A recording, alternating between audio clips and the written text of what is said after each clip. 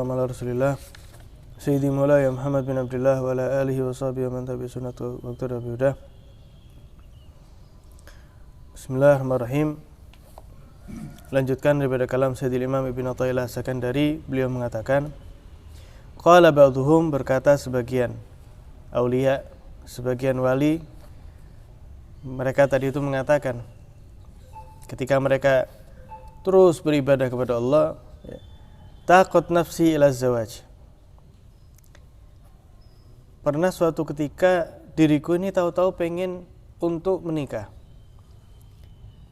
Fara'aitul mihrab godin syakka wa kharaja minhu na'lun min dhahab mukallalun bilu'lu. Waktu beliau menceritakan, saya pernah ingin menikah. Beliau ini abid, orang yang khalwah ibadah kepada Allah SWT, tahu-tahu pengen nikah. Ketika ingin nikah, mihrabnya beliau tadi itu terbelah, keluar sandal dari emas. Sandal dari emas yang dihiasi dengan batu permata. Kemudian ada suara, hadza na'luha fa kaifa wajhuha. Lah kalau sandalnya aja kayak gini, makanya bagaimana rupanya bidadari tadi itu. Fanqata'at syahwatun nikah min qalbi, sehingga terputuslah syahwat nikah daripada hatiku. Tapi ini bukan untuk semua orang, bukan untuk semua orang. Karena nikah tadi itu termasuk daripada sunnah Nabi SAW. Bahkan ketika ada 3 orang tanya kepada Sayyidah Aisyah, putri beliau, istri beliau, tentang amal Nabi SAW, maka dijelaskan. Akhirnya salah seorang di antara mereka mengatakan, wis kalau gitu saya setiap hari mau puasa. Setiap hari, wis tak puasa wis, kayak gini caranya. Nabi aja kayak gitu.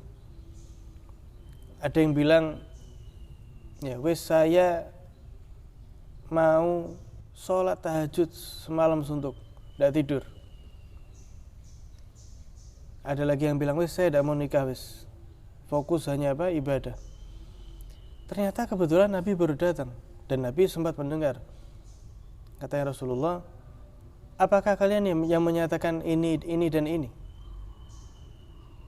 Akhirnya kata Nabi SAW, ketahuilah, inni la akhsyakum lillah wa atqakum lah. Saya ini orang yang paling takut sama Allah, orang yang paling takwa kepada Allah di antara semuanya.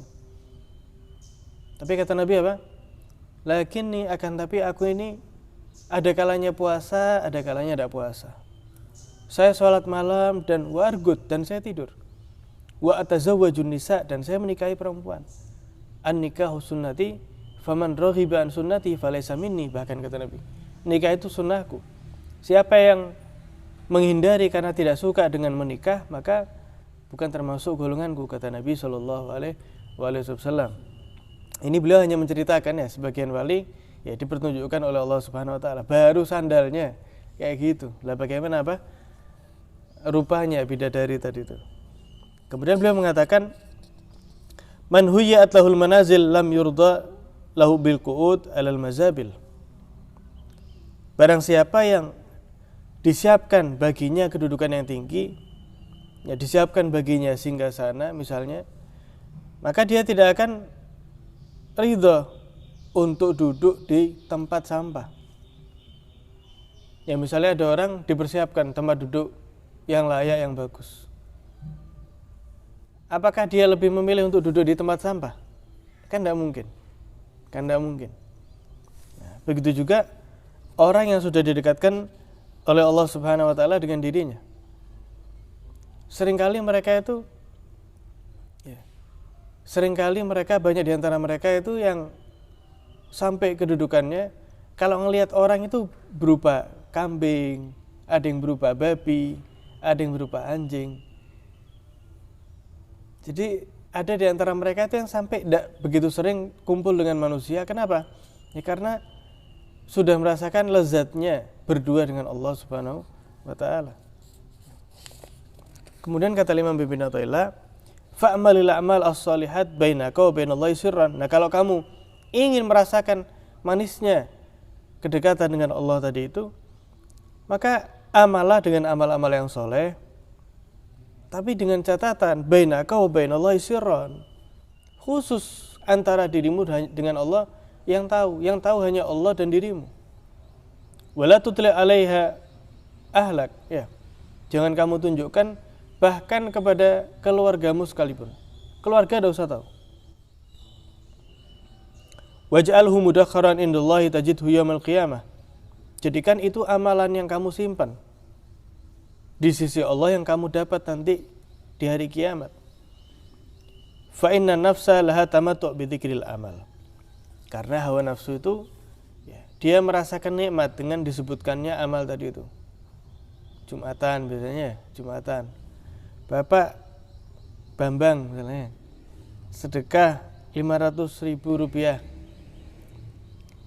Nah, ya apa itu gimana? Maka itu ada dua sisi. Di satu sisi kurang baik. Bagi siapa kurang baik? Bagi yang beramal itu sendiri. Bagi yang beramal. Kenapa? Karena kalau sampai ada unsur riya di dalamnya, 500.000 itu tidak ada artinya. Hilang. Nol, kayak asap. Bus. Selesai, tidak ada. Tidak ada apa-apa, di akhirat tidak dapat apapun. Tapi yang ajib di sisi yang lain, Habib Abu Bakar Masyhur itu pernah menjelaskan bahwa di zaman sekarang ini, kata Habib Abdul Qadir bin Ahmad As-Sakaf, itu rasanya dengan dikumandangkan seperti tadi itu hal yang baik, hal yang bagus. Kenapa? Untuk menarik orang lain ikut bersedekah. Ya, Bapak Afif misalnya sedekah 10 juta.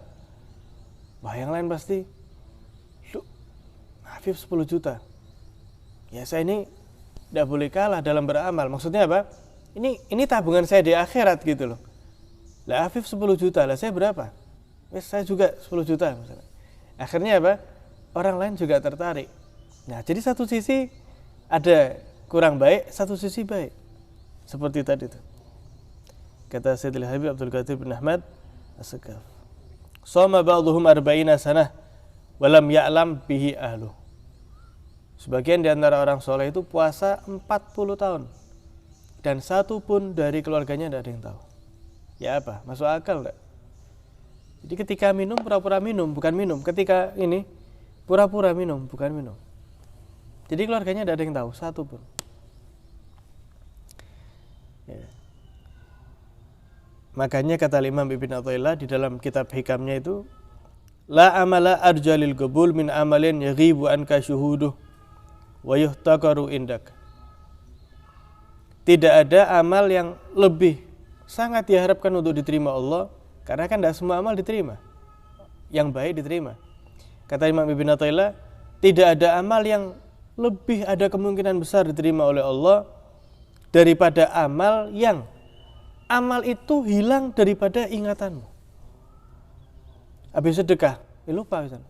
Tidak diingat-ingat. Saya ya tadi sedekah sama orang ini 100.000. Nah, kata Imam Ibn Athaillah apa? Amal yang sangat kemungkinan diterima itu ketika hilang dari pikiranmu wujudnya tadi itu.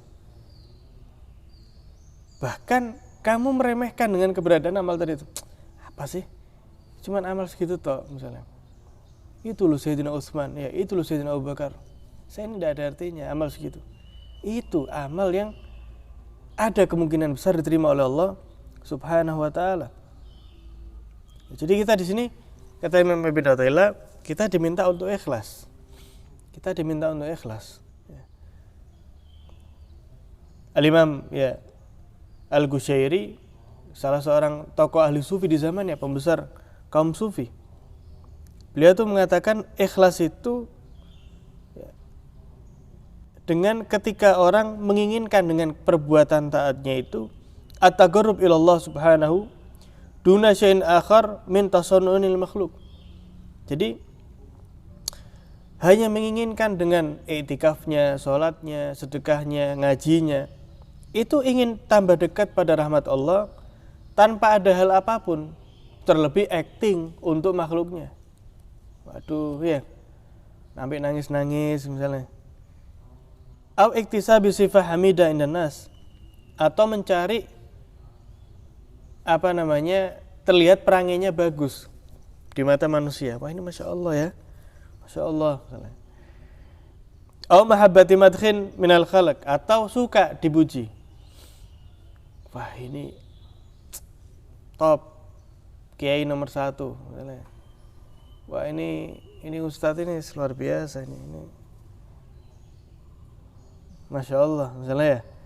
Ketika ada hal seperti itu, maka jauh daripada kata-kata apa? Kata-kata ikhlas.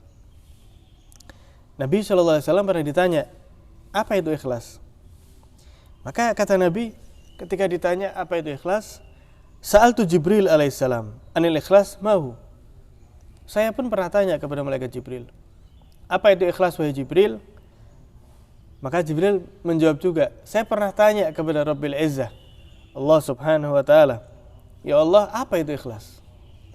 Nabi tanya kepada malaikat Jibril ternyata pernah tanya kepada Allah subhanahu wa ta'ala. Apa kata Allah?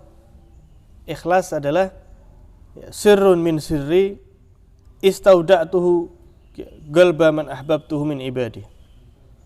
Salah satu bagian daripada rahasiaku yang saya titipkan ke hati hamba-hamba terpilihku.